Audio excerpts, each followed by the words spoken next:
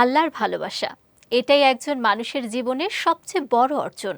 কিন্তু চমকে দেওয়ার মতো সত্য হলো, এই ভালোবাসা পাওয়ার জন্য কঠিন কোনো শর্ত নয়, বরং খুব সাধারণ এক মানবিক গুণই যথেষ্ট হতে পারে।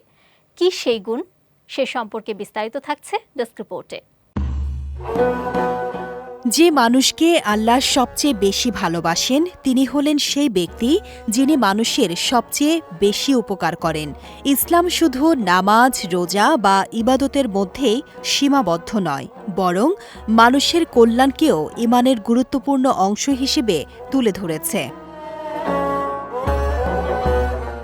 রাসূলুল্লাহ সাল্লাল্লাহু আলাইহি ওয়াসাল্লাম বলেছেন, আল্লাহর কাছে সবচেয়ে প্রিয় মানুষ সে যে মানুষের জন্য সবচেয়ে বেশি উপকারী।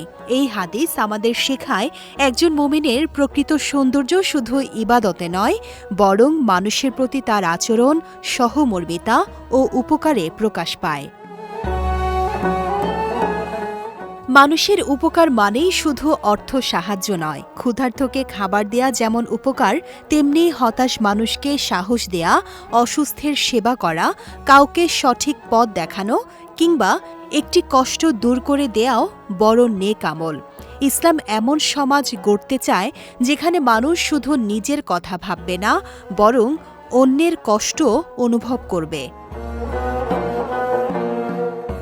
আজকের পৃথিবীতে মানুষ প্রযুক্তিতে এগিয়েছে, কিন্তু মানবিকতা অনেক ক্ষেত্রে হারিয়ে যাচ্ছে। মানুষ নিজের সুখ নিয়ে ব্যস্ত, অথচ পাশের মানুষের দুঃখ দেখার সময় নেই। অথচ একজন সত্যিকারের মুমিন সেই ব্যক্তি যার মাধ্যমে অন্য মানুষ শান্তি ও স্বস্তি পায়।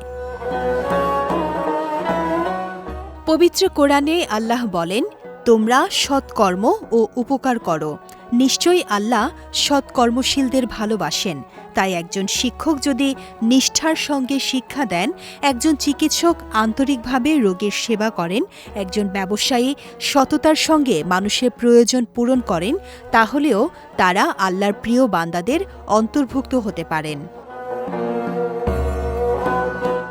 আল্লাহর ভালোবাসা অর্জনের পথ খুব কঠিন নয়, প্রয়োজন শুধু একটি সুন্দর হৃদয়, যে হৃদয় মানুষের কষ্টে ব্যথিত হয়, মানুষের উপকারে এগিয়ে আসে এবং প্রতিদানের আশা না করে শুধুমাত্র আল্লাহর সন্তুষ্টির জন্য কাজ করে। বিজয় টিভি নিউজ ডেস্ক।